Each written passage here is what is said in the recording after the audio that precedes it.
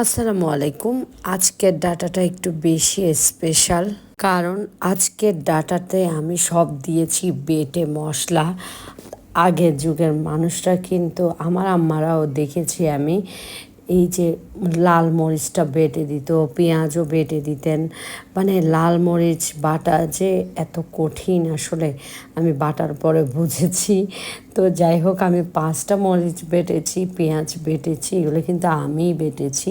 খালা আমাকে বলছে কি, খালা আর একটু ভালো করে পালিশ করেন। আমার রাগ পেটটা ফেটে গেছে।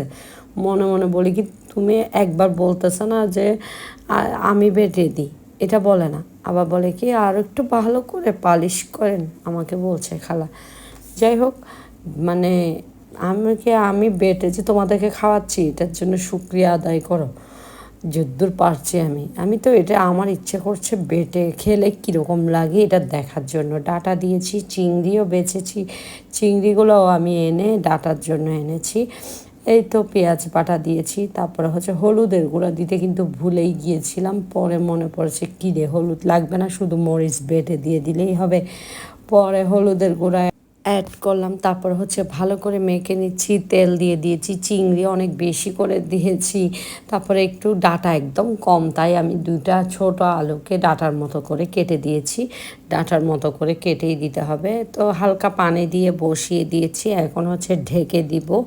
একদম বাটা, মানে কি বেটেই দিলাম, পেঁয়াজও বেটে দিয়েছি, হ্যান্ড ব্লেন্ড করে দিইনি, পেঁয়াজটাও আমি মানে পাটায় পিষে দিয়েছি। এই তো দেখতেই পাচ্ছেন, কালারটা দেখে আমার এত সুন্দর লেগেছে।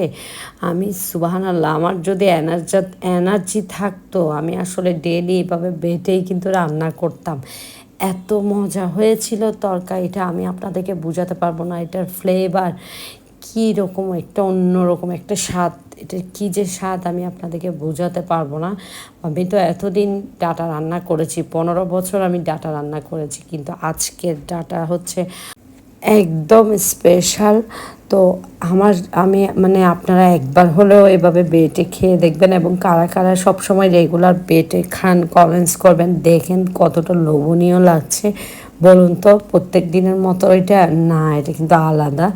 এটা স্পেশালিটি হচ্ছে বেটে দেওয়াটা, বেটে মশলা। আসলে এই জন্য আগের যুগের মানুষরা এইভাবে বেটে বেটে খেতে আর কি। যাই হোক, তারপর চিংড়ি মাছের ভর্তা করেছি, আবার বাবুদের জন্য চিংড়ি মাছ ভুনা করেছি।